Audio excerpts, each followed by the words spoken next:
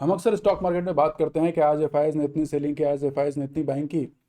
तो वो actually FIIs होते कौन हैं और क्या है? साथ में एक और वर्ड आता है एफपीआईज हैं, वो उन्होंने भी सेलिंग की, वो साथ में जुड़े रहते हैं उनके।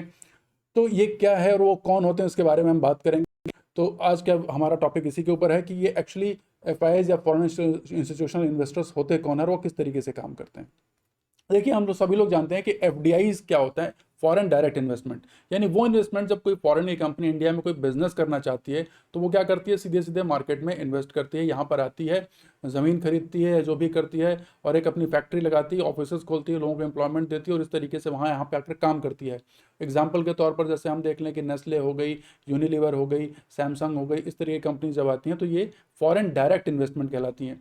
1991 की न्यू इकोनॉमिक पॉलिसी के बाद ही ये इन्वेस्टमेंट शुरू हुआ, बाहर के लोग, विदेशी कंपनियां यहाँ पे इन्वेस्ट कर सकती थी। पहले ऐसा इन्वेस्टमेंट अलाउड नहीं था। इनिशियली केवल 49% अलाउ हुआ, उसके बाद जो है वो बढ़ करके 75% के आसपास हुआ। फिर वो धीरे धीरे बढ़ करके आज की डेट में 100% एफडीआई इन्वेस्टमेंट अलाउड है। तो अब पहले समझिए कि एफडीआई और एफआईआईज में फ़र्क क्या है। हम इसके बारे में बात करेंगे कि एफडीआईज और एफआईआईज का जो है वो फ़र्क है वो किस चीज़ का है। तो ये देख लिए, एफडीआई क्या है, एक जब फॉरेन कंपनी डायरेक्ट इन्वेस्टमेंट करती है यहाँ के बिजनेस में तो अपनी कैपिटल ले आती है और कैपिटल लेकर के यहाँ पर अपना सेटअप लगाती है, फैक्ट्रीज लगाती है, ऑफिस खोलती है, पूरा एक इस्टेब्लिश करती है बिजनेस और साथ में काम करती है। एफआईआईज के केस में वो केवल अपनी मनी लेकर के आते हैं, वो स्टॉक मार्केट में इन्वेस्ट करते हैं, वो बिजनेस में कोई रोल नहीं उनका होता है। इनका जो पीरियड होता है एफडीआईज का वो लॉन्ग टर्म के लिए होता है। ऑब्वियसली इतना बड़ा सेटअप कोई छोटे समय के लिए लगाएगा नहीं, तो वो लॉन्ग टर्म के लिए होता है।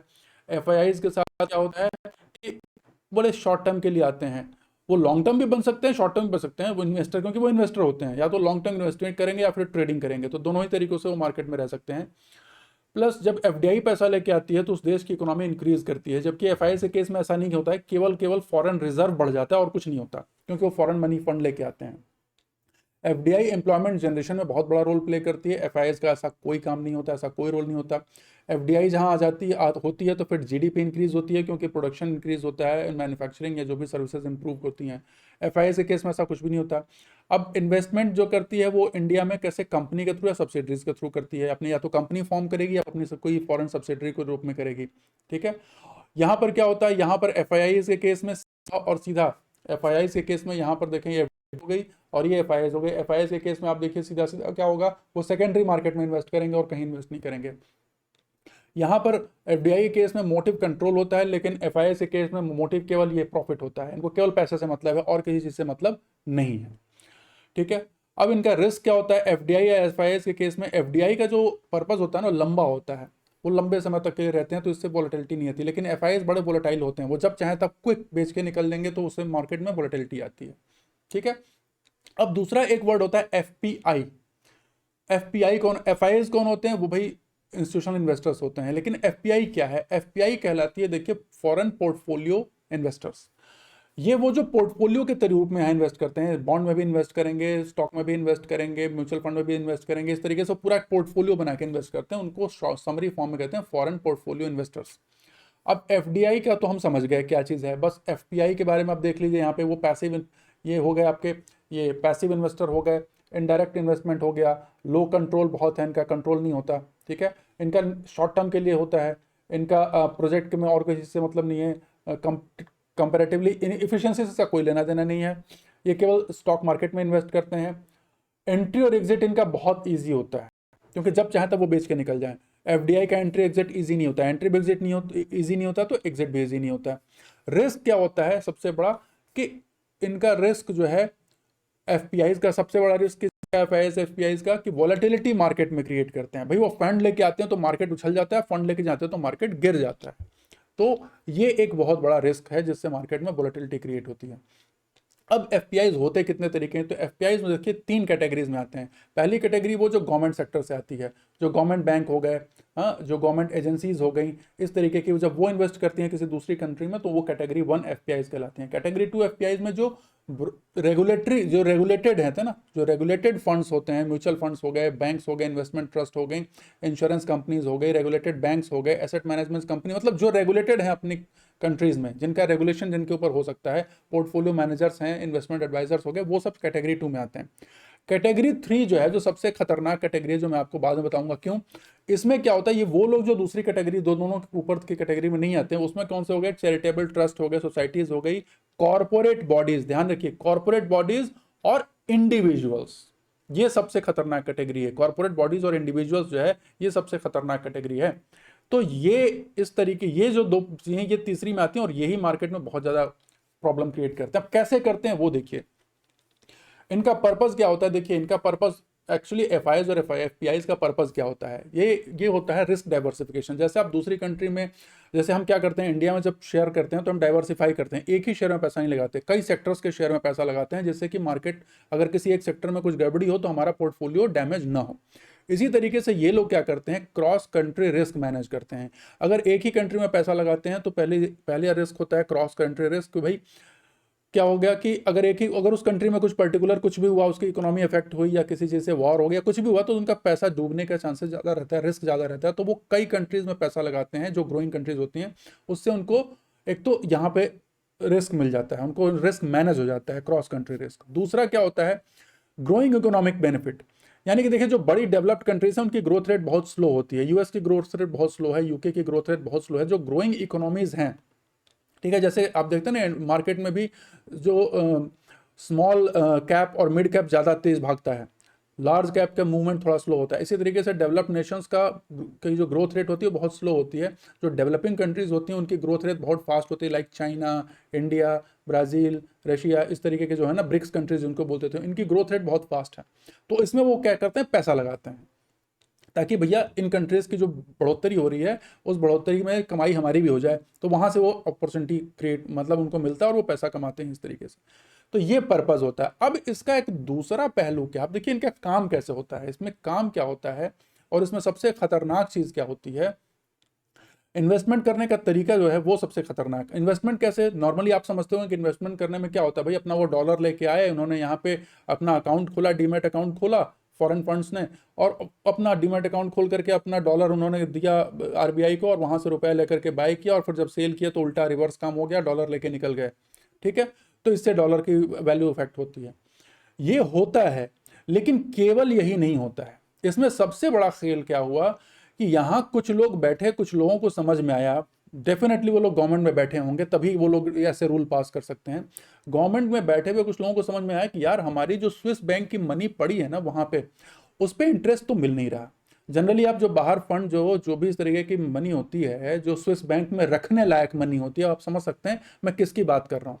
जो स्विस बैंक्स में रखने लायक है ना, केमन island, Swiss banks, Dubai, Mauritius, Singapore, इस तरह बहुत अच्छे अच्छे देश हैं, स्वर्ग बोला जाता है इनको, हेवन कंट्रीज बोली जाती हैं, टैक्स हेवन कह लीजिए। हाँ, तो ऐसे जो स्वर्गों में रहने, ये स्वर्ग हो गए ना, हम लोग तो भाई साधारण देश में रहते हैं, ये लोग स्वर्ग में अपना अकाउंट खोलते हैं। तो ये ऐसे पॉलिटिशियंस, बिजनेसमैन या जो भी लोग हैं जो इन्वॉल्व हैं, ऐसे बड़ी बड़ी हस्तियां, इनका उन्होंने सोचा यार मेरा पैसा, हमारा पैसा वहां पड़ा हुआ है। और वो बैंक ऐसे होते हैं कि पैसा रखने का पैसा लेते हैं, देते नहीं है, वो इंटरेस्ट नहीं पे करते आपके सेविंग्स के ऊपर, आपके डिपॉजिट के ऊपर, वो डिपॉजिट के ऊपर चार्ज लेते हैं, एक तरीके से इंटरेस्ट चार्ज करते हैं कि भैया आपका पैसा हमने रखा है, इसका मुझे दो। पूरी स्विस, जो स्विट्जरलैंड की इकोनॉमी है, स्विस बैंक से चल रही है, इसी काम से। ठीक है, तो अब क्या है कि अब उनके दिमाग में आइडिया आया, अचानक से एक लाइट बल्ब जला कि भैया लाइट बल्ब, हम तो इससे भी कमाई कर सकते हैं। कैसे, हम एक ऐसा सिस्टम बनाएं कि बिना किसी आइडेंटिटी डिस्क्लोज किए हुए अगर हम इंडिया के स्टॉक मार्केट में पैसा लगा दें और फिर प्रॉफिट कमा लें तो क्या बड़ी बात है, पर तो मजा ही आ जाए। जनरली क्या होता है कि जब आप सेबी के साथ, जब आप कोई भी फॉरेन फंड आता है इन्वेस्ट करने, तो वो सेबी से रजिस्टर्ड होना पड़ता है, उसको यहाँ में डीमैट अकाउंट खुलवाना है, तो उसको केवाईसी देनी पड़ती है, तो सारा डिस्क्लोजर होने के बाद फिर वो पैसे कमाता है। और जब पैसे कमाता है, जो उसमें प्रॉफिट कैपिटल गेन करता है, तो चूंकि वो इंडिया में गेन किया जाता है कैपिटल गेन, तो उस पर टैक्स दे के लेके जाता है। इन्होंने कहा नहीं यार, हम इससे भी आगे की बात करेंगे। हाँ, इससे हम ऐसा काम करें कि टैक्स भी नहीं देना पड़े, आइडेंटिटी भी डिस्क्लोज नहीं, और पैसा भी कमा लें, तो हमारा जो ब्लैक मनी है वो भी फायदे में हो जाए। मतलब कहते हैं ना, 10 उंगलियां घी में और सिर कढ़ाई में, ये वाला एग्जाम्पल इनके ऊपर परफेक्ट बैठता है। तो उन्होंने एक सिस्टम शुरू किया, पार्टिसिपेटरी नोट्स। जी हाँ, मैं पार्टिसिपेटरी नोट्स की बात कर रहा हूं। आइए देखिए कैसे काम करता है।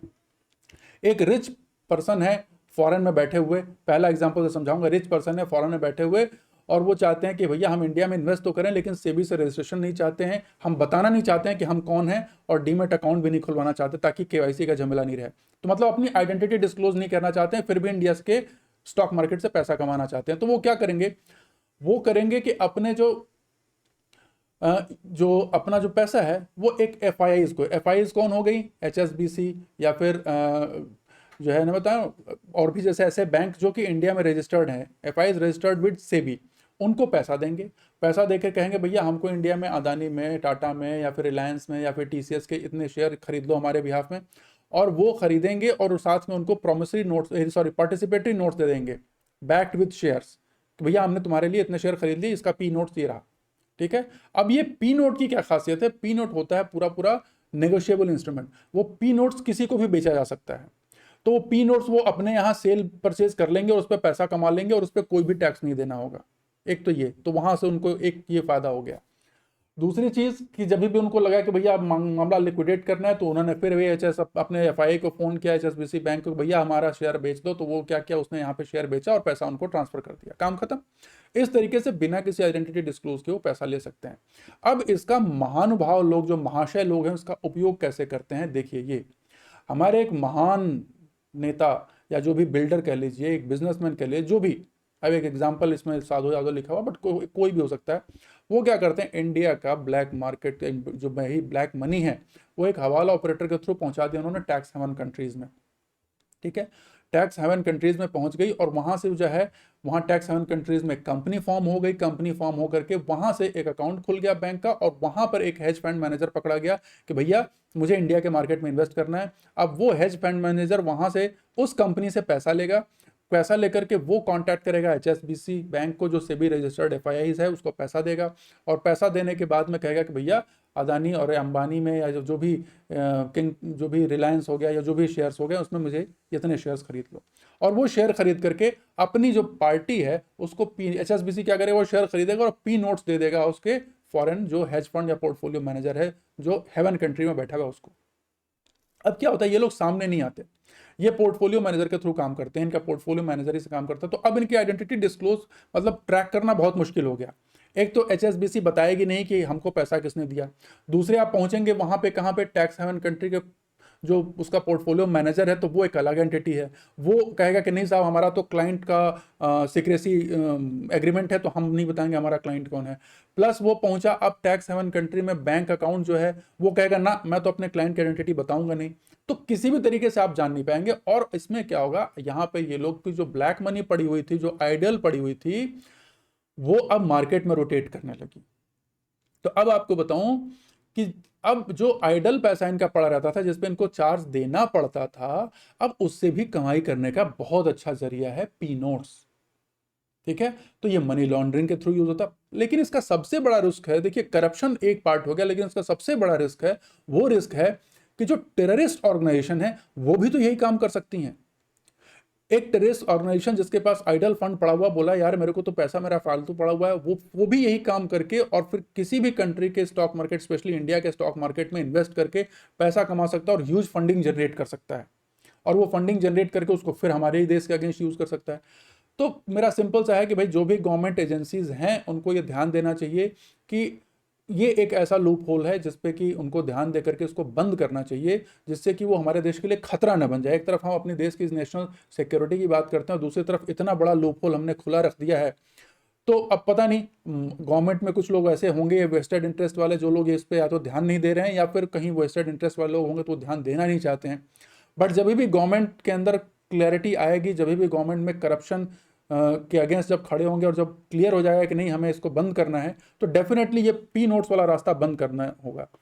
और ऐसा हुआ भी था, ये भी बता दूं, 2007 में अक्टूबर में गवर्नमेंट ने कहा कि पी नोट्स के रास्ते को हम लगभग बंद करेंगे। एक दिन के अंदर सेंसेक्स में 1400 पॉइंट का गिरावट आई, लेकिन फिर बाद में गवर्नमेंट ने क्लैरिफाई किया नहीं, फिर वो गिरावट लगभग 2-3 दिन के अंदर ही फिर रिकवर हो गई।